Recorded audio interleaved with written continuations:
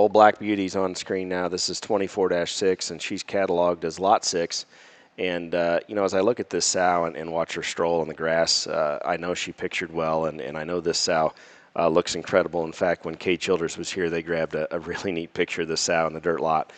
She's impressive, and I know that the first thing people are gonna ask about or automatically pigeonhole her into that black, solid black category. And sure, yeah, she's black.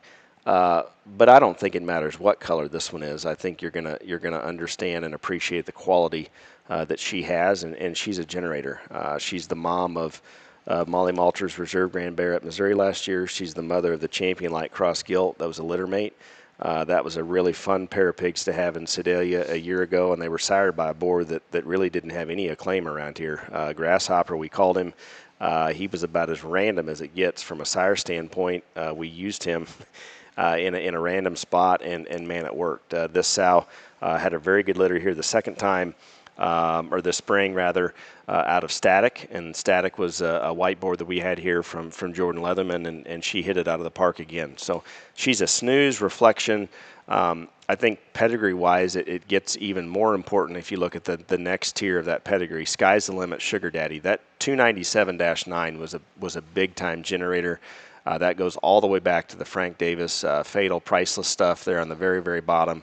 That sow, that Sky's the Limit sow, was a generator. In fact, we've got some 81-liter Cricket sows around here that are Cricket's Kingpin Sky's the Limit. So you're going to continue to see this going forward. But for me, as I look at this pedigree, that's immediately where I go to understand exactly why this one generates the way she does. She's bred to Magic Box. That's the buckle up we've got here from Kyle Knauth, and we're very excited about those baby pigs. I think this is a neat sow, and I know, Boots, you've got some thoughts on the pigs last summer out of this particular one. Yeah, I mean, I think the easiest way to say it is if this sow can make a good pig out of Grasshopper, she ought to be able to work to about anything.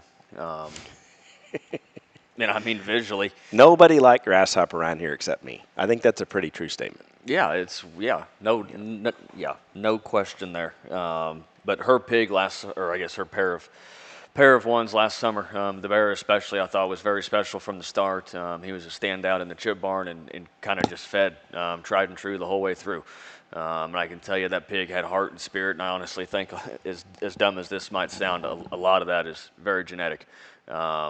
I think this sow is going to have some punch. I think the way that she's bred now to Magic Box, again, we talk about buckle up sire, pigs here. I think this one's body shape. I think her length of body, and I think her structure and running gear is tailor-made for this boar.